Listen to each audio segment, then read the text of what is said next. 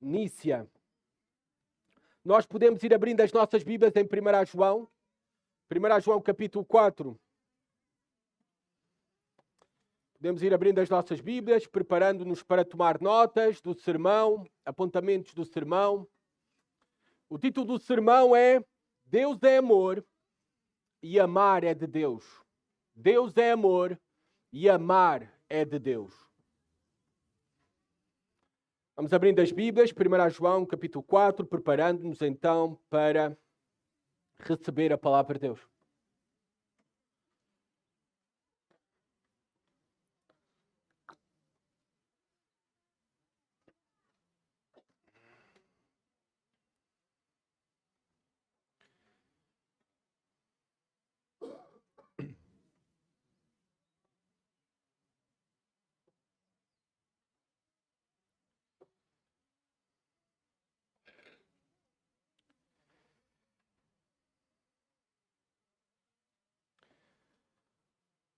Todos aqueles que são pais, todos aqueles que são mães, sabem que no exercício da paternidade, da maternidade, a mesma implica uma rotina.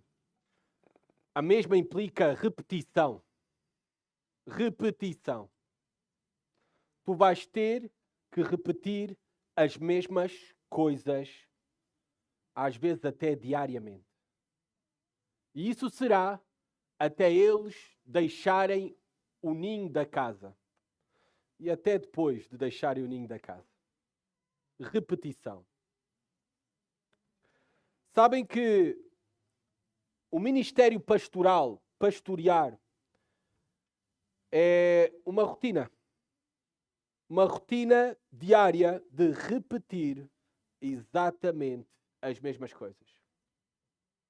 Repetição das mesmas coisas. Agora, eu não estou a dizer isso de uma maneira negativa.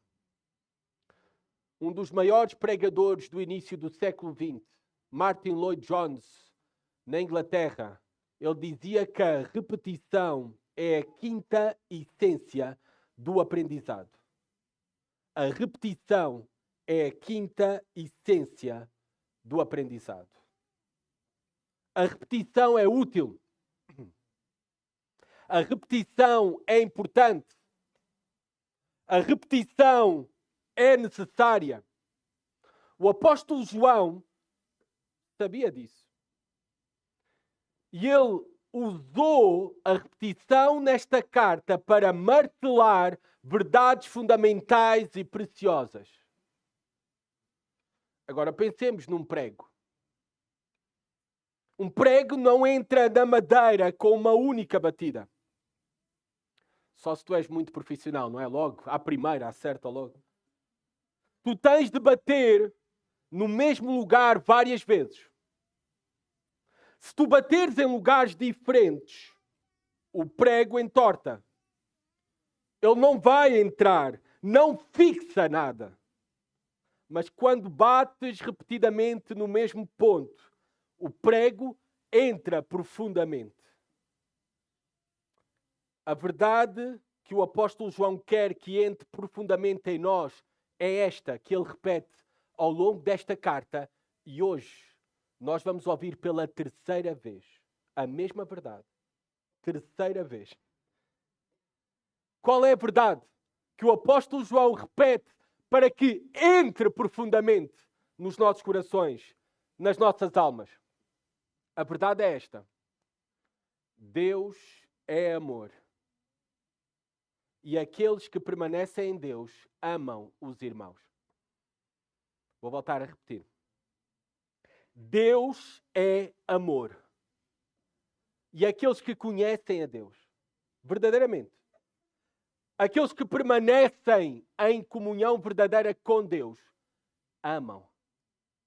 São conhecidos por amar.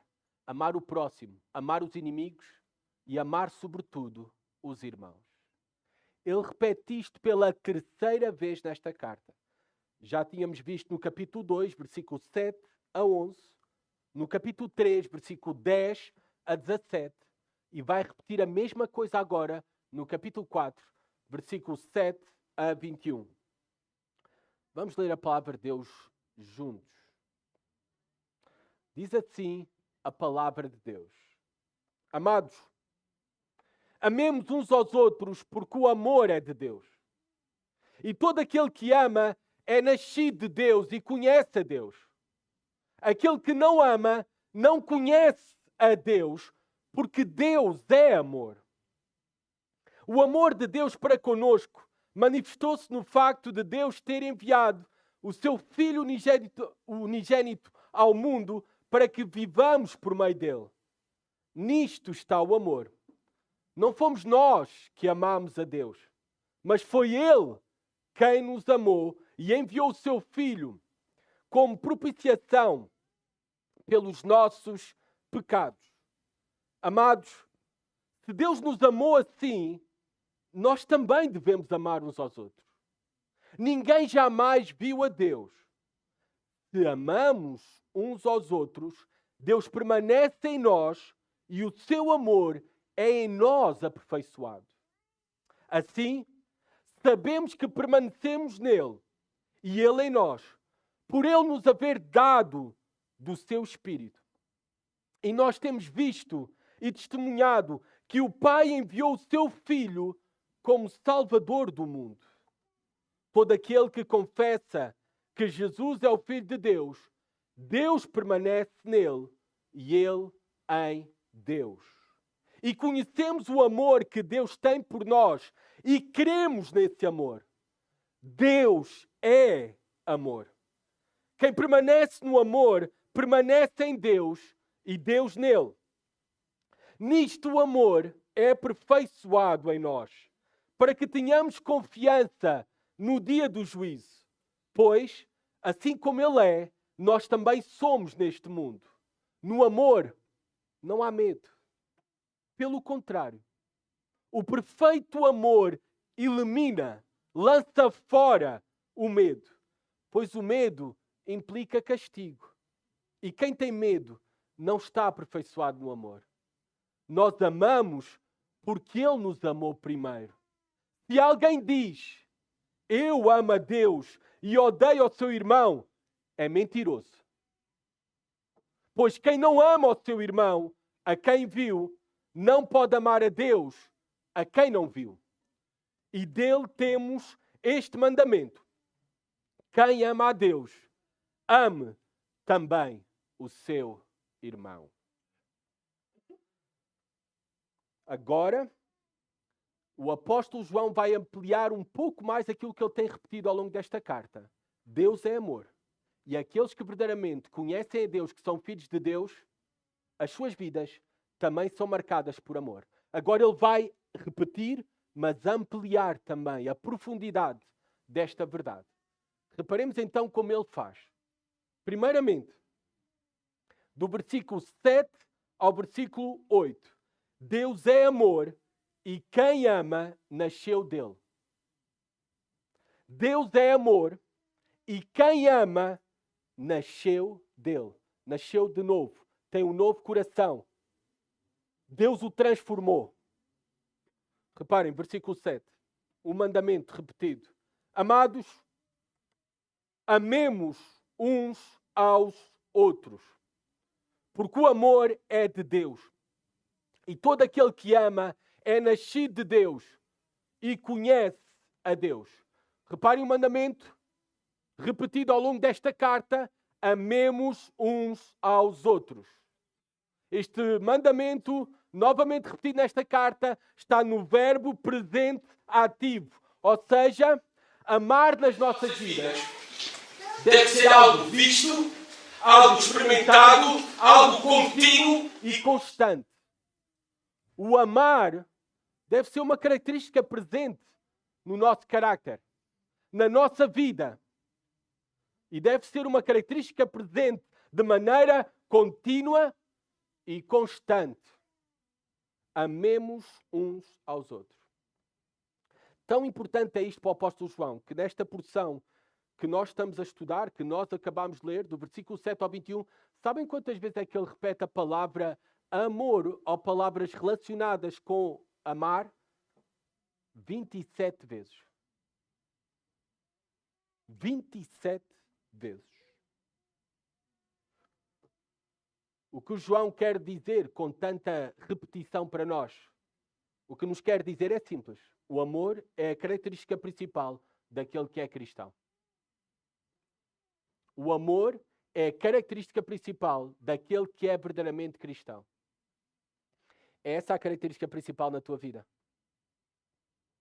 Eu tive que me fazer esta pergunta a mim.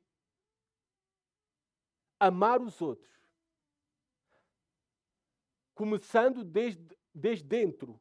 Começando nos mais próximos, no meu lar. Depois para fora do lar. Nos meus relacionamentos próximos na igreja. Amar é a característica principal na minha vida. Os outros podem dizer isso de mim? Amar é a característica principal e distintiva do verdadeiro cristão. Reparem, amemos uns aos outros. Na escola bíblica dominical, o professor, o nosso irmão Filipe Teixeira, falou desta palavra no grego, alelo. Uns aos outros, que é traduzido nas nossas Bíblias para o português, uns aos outros. O cristianismo não é somente para ser vivido detrás de um ecrã. O cristianismo não é para ser vivido somente de maneira privada entre quatro paredes. O cristianismo não é para ser vivido individualmente, solitariamente. Claro que nós exercemos também na intimidade a nossa fé. Mas nós precisamos de confirmar se a nossa fé é verdadeira na comunidade. Se de facto estamos a amarmos uns aos outros. Por isso aqueles que estão a assistir a este culto, à transmissão deste culto online, se esta é uma prática habitual tua, tu tens que sair do online, tens que sair de trás do ecrã e tu tens que vir para a vida real. A vida real onde se expressa a verdadeira fé e a vida de Deus, onde dás e recebes, é nos relacionamentos numa igreja local, prestando culto ao vivo, em pessoa e de maneira comunitária. A vida cristã, ela não é egocêntrica. Ela é outrocêntrica. Não sei se isto é uma palavra em português, mas vocês entendem a ideia. Ela é centrada no outro. Qual a razão? Porque todo aquele que ama é nascido de Deus e conhece a Deus, diz João. Todo aquele que ama é nascido de Deus e conhece a Deus. O contrário também é verdade. Reparem o que diz o apóstolo João no versículo 8. Aquele que não ama não conhece a Deus. Não nasceu de Deus, ainda não nasceu de novo. Somente aqueles que nasceram de novo, que receberam um novo coração, que foram transformados, que passaram da morte para a vida, eles conhecem a Deus e a característica principal da sua vida é o amor. Novo nascimento. O que é isto? Eu não tenho muito tempo, porque há profundas verdades e conceitos teológicos ao longo destes versículos para explicar o que é o novo nascimento. Mas foi aquilo que o Senhor Jesus Cristo disse a Nicodemos. Nicodemos tinha uma grande questão, uma grande pergunta a Jesus Cristo, para fazer a Jesus Cristo, e fez. O que era necessário para entrar no reino de Deus? Jesus disse, nascer de novo. Nicodemos não entendeu naquele momento. E talvez tu que estás aqui a visitar-nos não entendes o que é isso, nascer de novo. Voltar ao ventre da minha mãe não está a falar do nascimento da carne, mas um nascimento espiritual. Um nascimento que vem por obra divina. Não é resultado da carne, nem do teu esforço, nem dos teus méritos, nem da tua decisão, nem da tua vontade. É uma obra soberana, espiritual, divina. George Whitefield, ele falou o seguinte sobre a doutrina do novo nascimento, a doutrina da nossa regeneração em Cristo Jesus. Ele disse que é uma das mais fundamentais doutrinas da nossa santa religião. Uma das doutrinas mais fundamentais. Entender o que é o novo nascimento. E só é possível nascer de novo por obra de Deus divina. Aplicada a nós e conquistada por nós, por Jesus Cristo e aplicada pelo seu Santo Espírito. Também Dabney, escreveu assim sobre regeneração, novo nascimento. Preste atenção. Novo nascimento é quando alguém experimenta uma renovação sobrenatural das disposições que determinam o propósito moral e do entendimento na apreensão da verdade moral e espiritual. O todo resultando numa permanente e fundamental conversão nas ações do homem como um todo, tanto para com o pecado como para com a santidade, a carne e Deus. Para tal mudança, a vontade humana é absolutamente incapaz e irrelevante. Ela, a regeneração, o novo nascimento, é, portanto, uma obra divina e todo poderosa do Pai e do Filho, através do Espírito Santo, como seu agente. O que é isso, o novo nascimento? O apóstolo Paulo, em Efésios capítulo 2, versículo 1, disse que Deus nos deu vida, estando nós mortos em delitos e em pecados. O morto não pode sentir, o morto não pode desejar, o morto não pode responder, o morto não pode ver, o morto não pode ouvir. Para nós crermos, necessitamos primeiramente que Deus nos dê vida. E aí sim depois podemos olhar para a glória de Cristo e desejar a mesma. Reconhecer a Cristo como nosso Senhor e Salvador. Ter um desejo por Deus. Porque o apóstolo Paulo diz em Romanos que não há quem busca Deus. Não há quem deseja Deus. E vocês estão a pensar, mas há tantas religiões. O homem está à busca de Deus. À busca do Deus que eles criaram com a sua mente. De acordo aos seus desejos. Não estão a buscar e a desejar o verdadeiro Deus. O Deus revelado nas Escrituras. Para isso é necessário primeiramente nascer de novo. Aqueles que nasceram de novo, esta obra invisível se transforma visível para os outros através da característica principal nas suas vidas. É o amor. É o amor. Então, conhecer a Deus não tem a ver principalmente com a capacidade intelectual ou académica de alguém. Conhecer a Deus é principalmente uma questão do coração, de ter um novo coração ou não. Os falsos mestres que o apóstolo João combate ao longo desta carta, eles sabiam muito sobre Deus. Eles eram mestres. Mas eles não conheciam verdadeiramente a Deus. E isso se manifestava não apenas pela sua má teologia, e nós vimos isso no último domingo, a sua má teologia, a má compreensão sobre a pessoa e obra de Cristo, mas também se manifestava que eles não conheciam a Deus de coração pela ausência do amor nas suas vidas. A ausência do amor ao próximo nas suas vidas.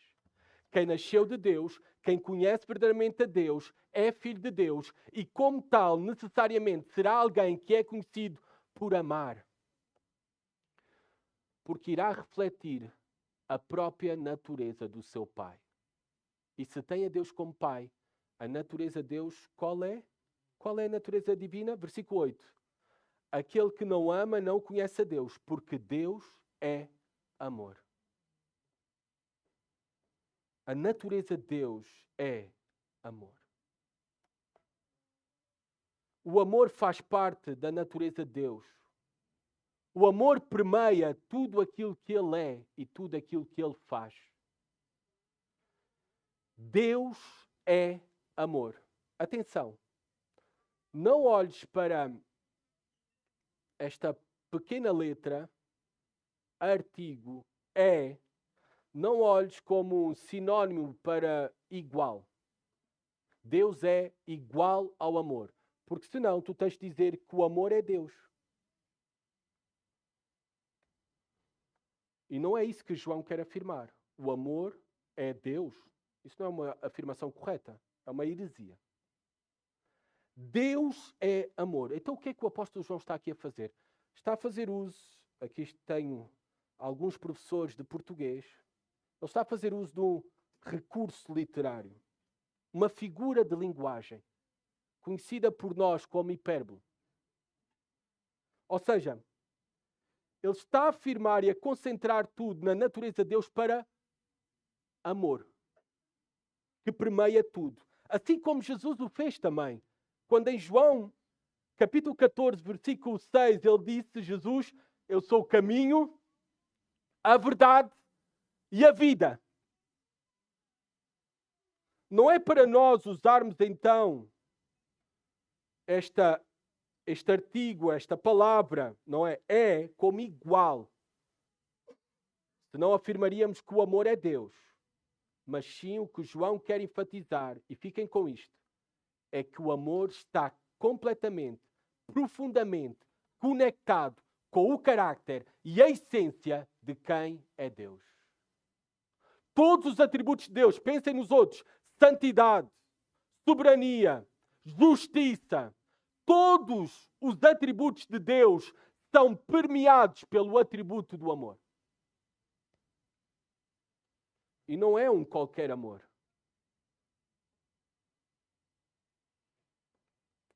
O amor de Deus é um amor que está relacionado com a sua natureza, com o seu caráter. É um amor santo. É um amor puro. Pensemos, por exemplo, em alguns exemplos que provam que Deus é amor. Apenas escrevi aqui 3. Primeiramente, pensando na criação. A criação foi dada como uma dádiva de amor para o proveito de todos os homens em todos os lugares, independentemente se temem ou não a Deus. A criação é para todos, uma oferta de amor, uma dádiva. Pensemos também que Deus é amor pela sua providência em todas as coisas. Todos os homens só estão vivos a respirar neste preciso, exato momento, porque Deus lhes dá a dádiva e a capacidade para tal, quer o temam ou não. Deus é amor. E Deus é amor de forma especial para nós, que somos os seus filhos, o seu povo e a sua igreja. Pensem juntamente comigo. O plano da redenção. O plano da redenção que alcança todos os seus eleitos desde a eternidade. Deus é amor. Todas as vezes que nesta porção encontramos a palavra amor, a palavra no grego é ágape. Estudiosos, teólogos, afirmam que esta palavra, na verdade, foi uma criação cristã. Ela não existia no primeiro século. Não existia este entendimento. Ágape, do amor. Existiam outras palavras para amor. Filéu, eros, não é? O amor entre amigos, de irmandade, o amor sexual. Mas ágape foi uma criação cristã. Ela foi usada nas Escrituras para descrever o amor perfeito de Deus. O amor verdadeiro. É importante que nós entendamos o que é o amor. E para nós entendermos o que é o verdadeiro amor, nós temos que encontrar esse significado do que é o verdadeiro amor nas Escrituras, na Bíblia, na Palavra de Deus. Não na definição, adolescentes, jovens aqui presentes, não na definição que dá Taylor Swift. Ou os mais antigos, Elvis Presley. Peço desculpa se toquei em alguma vaca sagrada. Para os portugueses aqui presentes, fãs talvez, nós temos que encontrar a definição do que é o verdadeiro amor, não na Bárbara Tinoco. Não nos Calema. Eu vou parar por aqui, está bem? O amor de Deus, o amor verdadeiro é descrito nas Escrituras. É o amor ágape.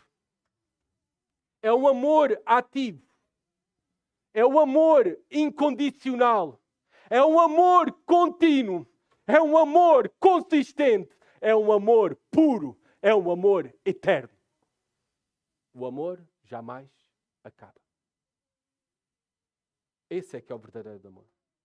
Deus é a providência desse amor, a fonte desse amor e é o padrão do que é amar. É o exemplo, o modelo. só encontramos o modelo do verdadeiro amor em Deus. E Ele vai nos apresentar qual é. Reparem, do versículo 9 até ao versículo 12. O padrão, o modelo, o exemplo do verdadeiro amor. Reparem, Deus manifestou o seu amor no envio do Filho, do seu Filho. Versículo 9. O amor de Deus para conosco manifestou-se no facto de Deus ter enviado o seu Filho unigênito ao mundo para que vivamos por meio dele. Como é que o amor de Deus, Deus que é Espírito invisível, se tornou visível para nós? Como é que nós podemos conhecer o seu amor de uma maneira visível? Ele deu-se a conhecer, ele mostrou-se no facto de Deus ter enviado o seu Filho unigênito ao mundo. O amor de Deus não se ficou pelas palavras. Falar é fácil. O verdadeiro amor é ação, é decisão, é decidir amar e agir. Ele não se ficou pelas palavras, antes pelo contrário, Deus é amor e deu a maior prova de todas. A maior prova de amor de todos os tempos foi o envio do Filho de Deus a este mundo. O Filho unigênito. Sempre quando tu vês o apóstolo João, e ele gosta deste termo para Jesus Cristo, o Filho unigênito, ele está a fazer uma relação singular de Jesus Cristo, o Filho, a segunda pessoa da Trindade, com a primeira pessoa da Trindade, com Deus, o Pai. Uma relação única e singular. Nós somos chamados filhos de Deus por adoção. Por adoção. Agora, nós não somos filhos unigênitos. Ele é o único. Ele é o único. Único no quê? Ele é o único Filho de Deus devido à sua pré-existência. Ele é eterno. Porque Ele é o próprio Deus. Ele é o único Filho de Deus em essência. Porque Ele é o próprio Deus. Ele é o único Filho de Deus porque Ele é distinto de tudo aquilo que foi criado, visível e invisível. Ele é o Filho unigênito de Jesus Cristo. Em João 3,16, conhecido pela maioria de nós, este versículo, diz o seguinte: porque Deus amou o mundo de tal maneira que deu o seu Filho unigênito para que todo aquele que nele crê não pereça, mas tenha a vida eterna. Alguém disse que nós podemos ensinar todo o conselho de Deus somente com João 3,16. Eu acho que é um pouco audaz essa afirmação. Mas, sem dúvida, está centrada a mensagem, neste versículo, a mensagem central do Evangelho. Um Deus de amor que mostrou e deu provas do seu amor ao enviar o seu Filho para a salvação de todo aquele que nele crê. É isto que o apóstolo João aqui diz por outras palavras. Reparem no versículo 9. O amor de Deus para conosco manifestou-se no facto de Deus ter enviado o seu Filho unigênito ao mundo para que vivamos por meio dele. É a mesma coisa, para que tenhamos vida eterna, para que sejamos salvos, para que vivamos, para que recebamos a vida de Deus, a vida eterna, esta vida em qualidade e esta vida em quantidade. Versículo 10. Nisto está o amor. Em que está o amor? João, ele vai dizer. Não fomos nós que amamos a Deus, foi Ele quem nos amou e enviou o seu Filho como propiciação pelos nossos pecados. Reparem, nisto está o amor. Quais são as provas do amor? João vai dar mais provas do amor.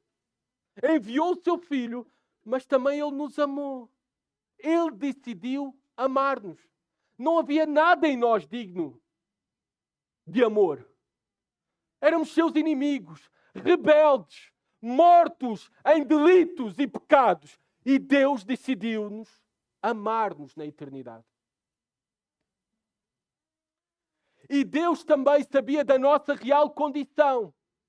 Perdidos, condenados para todo o sempre. E sem possibilidade por nós mesmos, por nós próprios, de sermos reconciliados com Ele. De sermos salvos. Porque Ele é um Deus justo que tem que condenar aquele que é culpado. E Ele decidiu dar-nos a solução para o perdão dos nossos pecados, para a nossa salvação. A solução foi o seu próprio Filho como pena capital em nosso lugar. Isto é que é amor. Nisto está o amor.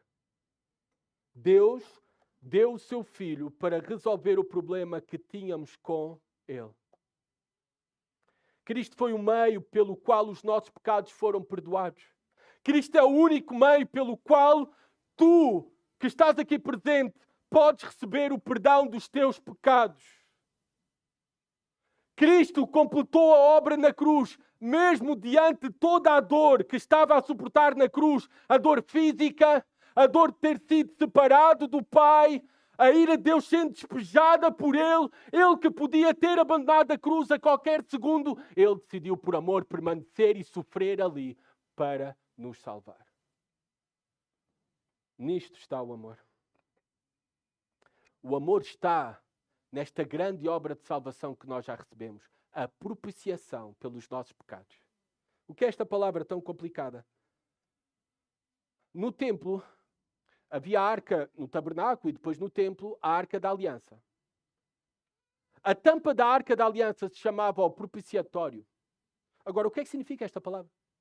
Esta palavra significa satisfação ou apaziguamento. Do quê? Satisfação do quê? Satisfação da santidade de Deus, satisfação da santidade de Deus, apaziguamento do quê? Da ira de Deus. Que estava virada contra nós, para todo o sempre. Sabem o que é que se fazia na tampa da Arca da Aliança, no propiciatório? Ia lá o sumo sacerdote e espargia o sangue do sacrifício no lugar, esse sacrifício, esse animal que foi sacrificado para que os pecados do povo fossem cobertos. Sabem quem foi espargido? Que sangue é que foi espargido no propiciatório do céu? Diante do trono de Deus, o sangue do seu próprio Filho Jesus Cristo, em nosso favor, para satisfazer a ira de Deus. E um sangue tão perfeito e tão puro, o sangue do seu próprio Filho, que é suficiente para o perdão dos nossos pecados passados, presentes e futuros, e para a nossa reconciliação com Deus para todo o sempre. O sacrifício substitutivo de Jesus na cruz satisfez a ira de Deus contra o pecado. Que grande salvação! Que grande Salvador nós temos! Qual a razão de tudo isto? Uma única razão. Deus é amor. O seu amor. O seu amor. E agora, o apóstolo João continua. Se Deus nos amou assim, manifesta em Jesus Cristo, no seu ato de enviar o seu Filho e na obra de Cristo, podemos contemplar o seu amor eterno por nós. Então, como é que nós devemos responder? Versículo 11.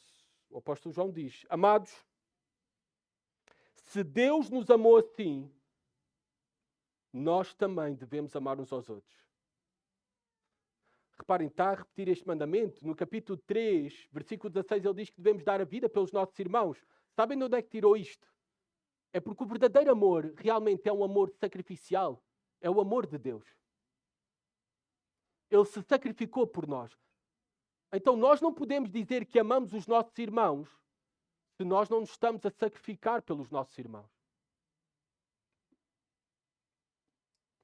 O que está a dizer o apóstolo João é: se Deus nos amou assim, nós também devemos amar uns aos outros. É em Deus que vemos o padrão do que é amar verdadeiramente. Se nós não amamos de uma maneira também incondicional, sem esperar nada em troca, nós não podemos retribuir nada a Deus. Este é que é o verdadeiro amor. Se nós não nos amamos assim, uns aos outros, incondicionalmente e sacrificialmente, então os nossos relacionamentos é qualquer outra coisa, mas não é amor. Não é amor. Se quando as coisas temos problema com alguém, cancelamos, viramos as costas, ficamos amargurados, ao primeiro problema na igreja, quando as coisas ficam difíceis, saímos e vamos embora, então aquilo que tu dizes ter não corresponde à realidade. Porque o verdadeiro amor é incondicional e sacrificial. Esse é que é o amor que vem de Deus. Se Deus nos amou assim, nós também devemos amar uns aos outros. Pergunta-te, assim como eu também tive que perguntar-me ao longo desta semana. O que é que eu estou a fazer em sacrifício pelos meus irmãos? Pergunta-te se só estás interessado em receber, não dar. Pergunta-te se só tens o desejo de relacionar-te com aqueles com quem te identificas. Pergunta-te até se tu tens em casa 2 casacos e sabes que um dos teus irmãos está a passar frio.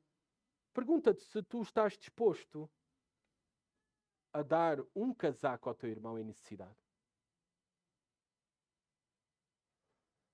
O verdadeiro amor não são meras palavras. É ação, sacrifício e incondicional. Esse é o verdadeiro amor. É esse o amor daqueles que nasceram de novo. Daqueles que são filhos de Deus.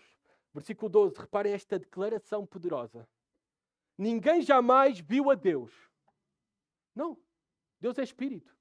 Ninguém jamais viu a Deus. Aliás, nem podíamos aguentar estar diante da sua presença e o contemplar.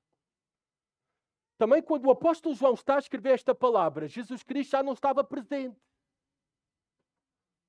Já não se podia ver.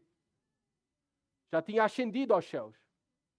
É por isso que João vai dizer, ninguém jamais viu a Deus. Mas como é que Deus pode ser conhecido? Reparem esta declaração poderosa. Deus se torna visível agora aos homens através do seu povo. Através do seu povo que reflete o seu amor nos uns aos outros. É assim que Deus se torna conhecido. Reparem versículo 2. Se amamos uns aos outros, Deus permanece em nós e o seu amor é em nós aperfeiçoado. O amor de Deus cresce, é visível, é mais visível, é melhor conhecido em nós e através de nós. E Deus se torna visível aos homens por meio do amor do seu povo, que é manifesto nos nossos relacionamentos. Não foi isso que Jesus Cristo disse em João 13:35? Nisto conhecerão que são meus discípulos, se vos amardes uns aos outros. E agora, pensem numa sandes. Pensem numa sandes. O que está no meio da sandes é que é o conteúdo principal. O pão é só para segurar. Pensem na sandes. Nestes versículos, versículo 13 até ao versículo 16, o apóstolo João organizou o seu texto assim. Alguns vão dizer que há um quiasmo e não sei o quê. Isso eu deixo para os académicos, está bem? Para os eruditos. Eu, como não sou, só vejo uma estrutura lógica de paralelismos. No meio da declaração de João, nesta porção, o meio, o ponto central, a mensagem central, o conteúdo que realmente o apóstolo João quer transmitir, está aqui, do versículo 13 até ao versículo 16. Qual é? Eu resumi numa frase apenas. Somos de Deus se permanecemos no seu amor. Em amar como Ele. Não é naquilo que nós achamos que é amor. Somos de Deus se permanecemos no seu amor. Versículo 13. Assim sabemos que permanecemos nele e ele em nós, por ele nos haver dado o seu Espírito. Como é que nós podemos saber que estamos em Deus, que conhecemos a Deus, que somos filhos de Deus e que Ele está em nós? O apóstolo João diz, por ele nos haver dado o seu Espírito. Depois dele já ter falado sobre o Pai, depois dele já ter falado sobre o Filho, agora ele fala do Espírito Santo. Ele fala de toda a Trindade, de cada uma das pessoas da Trindade. Fala aqui do papel do Espírito Santo, a ação do Espírito Santo nos nossos corações. E podemos aprender uma grande verdade. A fonte do verdadeiro amor é o Deus Trino. Deus Pai, Deus Filho e Deus Espírito Santo. Este é o nosso Deus, o Deus que nós queremos, o Deus verdadeiro, o Deus revelado nas Escrituras. Pai, Filho e Espírito Santo. A fonte do verdadeiro amor, deste amor verdadeiro, perfeito, só vem de Deus. Ele deu-nos o Filho e aqui o apóstolo João diz-nos que ele deu-nos também o seu Espírito. Aqueles que nasceram de novo têm o Espírito de Deus. E o que é que faz o Espírito Santo? O Espírito Santo, na verdade, nos guia à verdade. Aqueles que estão a tomar notas, João, capítulo 16, versículo 13, diz assim a palavra de Deus, mas quando vier aquele Espírito de verdade, ele vos guiará em toda a verdade, porque não falará de si mesmo, mas dirá tudo o que tiver ouvido. Como é que nós podemos ter a certeza que somos filhos de Deus? É o Espírito Santo que confirma isso em nós. É o Espírito Santo quem nos ensina todas as coisas. João 14, 26. Tomem nota também.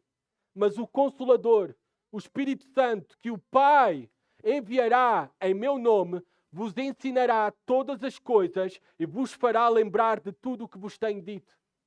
Se vocês compreendem verdadeiramente o Evangelho, se compreendem verdadeiramente a Escritura e compreendem não apenas aqui, mas de coração, abraçam, isso é por obra do Espírito Santo. Era impossível fazê-lo sem obra do Espírito Santo. O Espírito também é aquele que confirma que somos filhos de Deus. Tomem nota, Romanos, capítulo 8, versículo 16. O próprio Espírito testifica com o nosso Espírito que somos filhos de Deus. E é o Espírito que transforma o carácter daquele que nasceu de novo. Gálatas, capítulo 5, versículo 22 e 23. Mas o fruto do Espírito, aquilo que se irá evidenciar em alguém que tem a vida de Deus, o Espírito de Deus, é o seguinte. E se nós vemos isso nas nossas vidas, mesmo que não seja de uma maneira perfeita, mas se vemos isso, isso é obra do Espírito Santo e podemos ter a certeza que permanecemos em Deus e que somos seus filhos. Reparem qual é o fruto do Espírito. Amor, alegria, paz. Reparem qual foi o primeiro que Paulo disse? Amor. Alegria, paz, paciência, benignidade, bondade, fé, mansidão e domínio próprio. Crer no Evangelho de Jesus Cristo, em quem é Jesus Cristo e naquilo que Ele fez para reconciliar os homens pecadores com Deus para todo o sempre, crer no Evangelho é a evidência de verdadeira salvação. Se tu crês nesta mensagem e se tu abraças ela de todo o coração. Também o fruto do Espírito, que nós acabamos de ler em Gálatas capítulo 5, de uma maneira resumida, se está presente na tua vida, é evidência de verdadeira salvação. Versículo 14. E nós temos visto e testemunhado que o Pai enviou o seu Filho como Salvador do mundo. Ele já falou que é uma testemunha ocular. Ele viu o próprio Deus na pessoa de Jesus Cristo. Ele viu a sua obra de redenção, a sua morte, sepultamento, ressurreição, ascensão. E ele dá testemunho que o Pai enviou o seu Filho como Salvador do mundo. Salvador do mundo aqui não é como alguns falsos mestres, falsas igrejas, seitas usam este versículo para defender a salvação de todos os homens. No final todos serão salvos. Olha, está aqui. Jesus Cristo veio para salvar todo o mundo. Esta palavra é usada em diferentes contextos na Escritura. E nós temos que olhar para o contexto. E como o apóstolo João também, o autor desta carta, usou esta palavra mundo, não está-se a referir a todos, literalmente, os habitantes do mundo, está-se a referir sim a toda a humanidade. Porque Jesus Cristo é salvação para todos os povos, para todas as etnias, para todas as línguas. Ele não faz acepção de pessoas. Versículo 15. Todo aquele que confessa que Jesus é o Filho de Deus, Deus permanece nele e ele em Deus. A primeira prova, se tu estás verdadeiramente em Deus, se tu tens a vida de Deus, se tu és um filho de Deus, essa tua confissão é correta sobre quem é Jesus Cristo. Tu confessas Jesus Cristo como filho de Deus? Tu crês em Jesus Cristo como Deus, o verdadeiro homem, o Deus homem, o Senhor da tua vida e o teu Salvador? Já o recebeste? Esta é a primeira prova necessária na alma de alguém, no coração de alguém, para ter a certeza da vida eterna. Se tem esta confissão verdadeira, não apenas de boca, de coração. Todo aquele que confessa que Jesus é o Filho de Deus, Deus permanece nele e ele em Deus. E conhecemos o amor que Deus tem por nós. E cremos nesse amor. Deus é amor, quem permanece no amor permanece em Deus e Deus nele. O apóstolo João está a fazer uso da repetição. Outra vez ele afirma que Deus é amor. Se a natureza de Deus é amar, a natureza daqueles que têm o Espírito de Deus, qual é que vai ser? Necessariamente também é amar. Amar será algo habitual na sua vida. Nós podemos dizer isso de nós? Amar é algo habitual em nós? Os outros podem ver isso em nós? O nosso coração é conhecido pela amargura, o ressentimento, o ódio, a aspereza, a rudeza.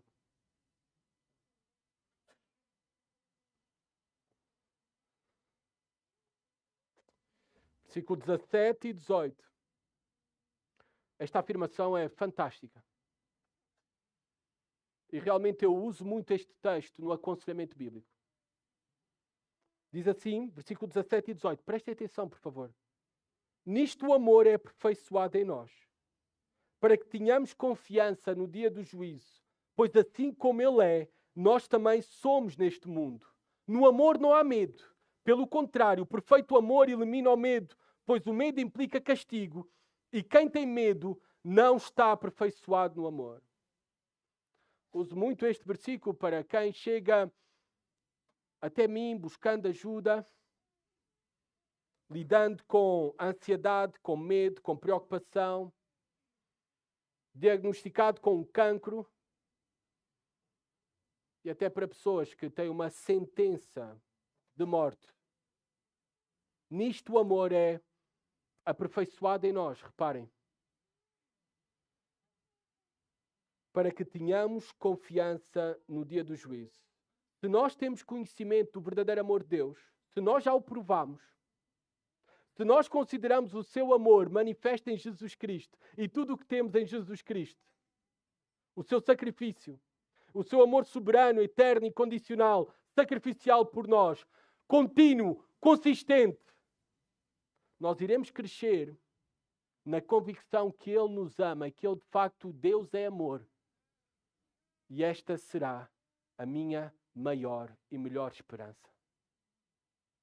Mesmo que eu seja amanhã diagnosticado com uma enfermidade, com um cancro, mesmo quando eu veja o aproximar do fim da minha vida, a única coisa que me dará consolo no leito da doença, da enfermidade, o leito da morte, será a certeza que Deus é amor. Que Deus me ama. E que Deus me amará para sempre. É esta certeza que dá confiança no dia do juízo. Se conhecemos e confiamos no amor de Deus, então não pode existir medo nos nossos corações. Claro, seremos tentados ao medo, mas Ele não pode dominar os nossos corações. Ele não nos pode paralisar. Medo do juízo futuro, da condenação, da punição, já não há. Porque toda a ira de Deus foi derramada em Jesus Cristo. Ele morreu em nosso lugar. Já não há mais punição para nós. Agora sim temos nele vida eterna. Por isso não tememos a vinda de Jesus Cristo em juízo, a sua segunda vinda. Nós confiamos no seu amor e confiamos que Ele nos guardará para todo sempre e que nos espera é salvação. É por isso que temos uma boa expectativa pela vinda de Cristo. Não tememos a mesma. E o apóstolo João vai dizer, pois assim como Ele é, nós também somos neste mundo. Deus nos tem tratado como trata e como tratou o seu Filho Jesus Cristo. Nós somos vestidos pela justiça de Cristo. Já fomos. Nós somos vistos por Deus o Pai como justos, por causa que fomos vestidos pela justiça de Cristo. Nós também fomos capacitados, é o seu poder em nós, o seu Espírito, que nos capacita para praticar a sua justiça. E por isso, o apóstolo João diz, assim como Ele é, nós também somos neste mundo. Ou seja, se somos verdadeiros filhos de Deus, imitaremos o Pai Celestial neste mundo. No amor não há medo. O perfeito amor lança fora o medo, elimina o medo, pois o medo implica castigo. Sabem quando é que eu tinha medo de apanhar dos meus pais? Quando eu aprontava algo, quando eu fazia algo de errado. Era aí que eu tinha medo de apanhar dos meus pais. Sabem quando é que eu tenho medo da polícia? Quando eu talvez estou com o telemóvel na mão, em situações, e vocês entendem que eu não deveria ter o telemóvel na mão, e ser apanhado pela polícia. Infrações é que nos levam a ter medo no coração. O medo está associado a uma punição. Agora, qual é a ideia que tu tens de Deus? Como um Deus que te pune? Que te quer o teu mal? Que tem prazer no teu sofrimento? Não. Ele te deu a ti, te deu a mim, ao seu Filho, Jesus Cristo. Nos fez seus filhos. Temos a sua vida e vida para todo sempre. Não temos de ter medo. Apenas confiança. Confiança e descansarmos em Deus. Porque quem tem medo, diz o apóstolo João, não está aperfeiçoado no amor. Nesta semana, a minha filha Laura perguntou-me se era pecado ter medo de Jesus. Bem, aqui está a resposta, filha. Nós devemos ter respeito e reverência de Jesus. Ele é o Deus Todo-Poderoso. Mas medo não. Medo não. Porque nós já não estamos baixo condenação. Deus nos ama perfeitamente em Cristo. Nós temos o seu Espírito. A sua presença em todo o tempo conosco. As suas promessas para nós. Não devemos ter medo de nada nem ninguém. Não devemos andar ansiosos pelo que seja. A maior prova do amor de Deus por nós já nos foi dada. Não há que duvidar mais, mas sim descansar na maior prova de amor por nós. Ele nos deu Jesus Cristo. Concluindo, versículo 19 a 21. A conclusão que resume todo o capítulo 4. Amar a Deus é inseparável de amar o irmão. Amar a Deus é inseparável de amar o irmão. Versículo 19. Nós amamos porque Ele nos amou primeiro. Ele é que derramou o seu amor em nós. Nós estávamos, como ontem vimos com um grupo de homens, estávamos a estudar a doutrina da depravação total, que ensina que o pecado corrompeu toda a natureza humana, tornando impossível que alguém venha a Deus sem a ação prévia da graça divina. Mas foi o amor perfeito, eterno e soberano de Deus que nos atraiu para Ele. Reparem isto nas palavras de Jesus Cristo. Eu sei que já estamos a esgotar o tempo, mas reparem, acompanhem-me a João 15.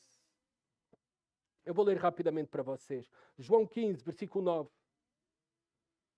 Como o Pai me amou, assim eu também vos amei. Permanecei no meu amor. Versículo 16. Não fostes vós que me escolhestes, pelo contrário, eu vos escolhi e vos designei a ir e dar fruto, e fruto que permaneça, a fim de que o Pai vos conceda tudo quanto lhe pedires em meu nome. Ainda no capítulo 15, versículo 19. Se fosseis do mundo, o mundo amaria o que era seu, mas o mundo vos odeia porque não sois do mundo. Pelo contrário, eu vos escolhi do mundo. Nós amamos a Deus porque Ele nos amou primeiro. Nós temos a capacidade de amar como Ele, porque Ele nos amou primeiro. Ele nos escolheu para a salvação. Ele nos separou para Ele e para os seus propósitos. E por isso a conclusão de João é simples, versículo 20. Se alguém diz eu amo a Deus e odeia o seu irmão, é mentiroso.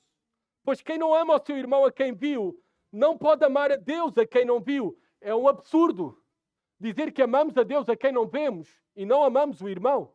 É um absurdo. Não tem lógica. Os falsos mestres deste tempo, eles, já falámos sobre isso, aquilo que foi o fundamento, o início do gnosticismo, ou seja, eles não davam importância à matéria. A matéria para eles era má. Por isso cuidar das necessidades físicas dos irmãos era algo desnecessário. Os falsos mestres ensinavam isso. Nós só temos que nos preocupar com o espiritual. Não com as necessidades físicas, está a passar fome, frio, isso não temos que preocupar. Só com o espiritual. João está a dizer, quer identificar que é um falso mestre? É aquele que diz que ama a Deus, mas é indiferente às necessidades dos seus irmãos. Este é um falso mestre e um falso irmão. Versículo 21. E dele temos este mandamento. Quem ama a Deus, ame também o seu irmão. Quem verdadeiramente ama a Deus, então prove isso, amando também, verdadeiramente, incondicionalmente, sacrificialmente, o seu irmão. Deus é amor e o manifestou ao enviar o seu Filho, e aqueles que o conhecem permanecem nele com confiança e amam os irmãos. Amam os irmãos. Sabe o que é que nós devemos ser? Sejamos como a lua. Sejamos como a lua que não tem luz própria. Ela apenas reflete a luz do sol. O nosso amor uns pelos outros é um testemunho poderoso para este mundo, pois é um reflexo do amor de Deus, o reflexo do amor trinitário. Não é apenas dizer que amamos de palavra, nós devemos refletir esse amor para o nosso cônjuge, para os nossos filhos, para os nossos vizinhos, para os nossos irmãos na igreja. O marido deve amar a esposa, o irmão deve amar o outro irmão, a igreja deve amar os fracos e renegados da sociedade. Os crentes até devem amar os próprios inimigos. Examinemos por isso e examina o teu coração. Se tens algo no teu coração contra alguém, contra algum irmão teu, arrepende-te.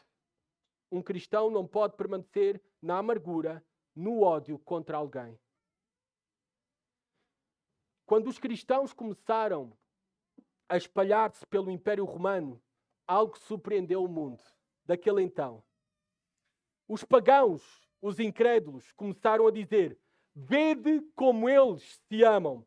Esta frase foi registada por Tertuliano no século II. No mundo greco-romano, o mundo do primeiro século, era um mundo onde abandonava-se bebés para morrerem na rua. Era um mundo onde se ignorava os pobres. Era um mundo que desprezava profundamente os escravos. Era um mundo que as esposas só serviam para ter filhos. E podiam os homens ter muitas outras mulheres. Mas naquele contexto, quando os pagãos, os incrédulos, os descrentes olhavam para os cristãos, viam que eles cuidavam dos doentes. Viam que eles davam dignidade e enterravam os mortos. Sustentavam as viúvas. Tratavam estrangeiros como irmãos. E os incrédulos, diante de todo esse testemunho, eles não encontravam explicação para tal. A única explicação que restava para os incrédulos era que a mensagem cristã, a mensagem daqueles cristãos, era verdadeira. Deus os ama e é por isso que eles agora amam uns aos outros. Deus os ama e é por isso que agora eles amam uns aos outros. O amor de Deus, tal como cantámos na anterior música, antes do sermão, o amor de Deus é verdadeiramente a razão do nosso cântico de vitória. Mesmo diante de uma realidade assustadora, de uma geração corrompida e perversa, mesmo vivendo nos dias maus os dias em que nós vivemos neste mundo, nós podemos ter uma certeza. Deus é amor e nada nem ninguém nos pode separar do amor de Deus. Vamos ler em pé agora, todos juntos, ler em pé, Romanos capítulo 8. E vamos transformar na nossa oração de conclusão deste sermão. Romanos capítulo 8, versículo 31 a 39. Vamos ler a palavra de Deus em espírito de oração. Diz assim, a palavra de Deus, este cântico, o nosso cântico de vitória. Portanto, que poderemos dizer diante dessas coisas? Se Deus é por nós, quem será contra nós? Aquele que não poupou nem o próprio Filho, mas pelo contrário, o entregou por todos nós, como não nos dará também com ele todas as coisas?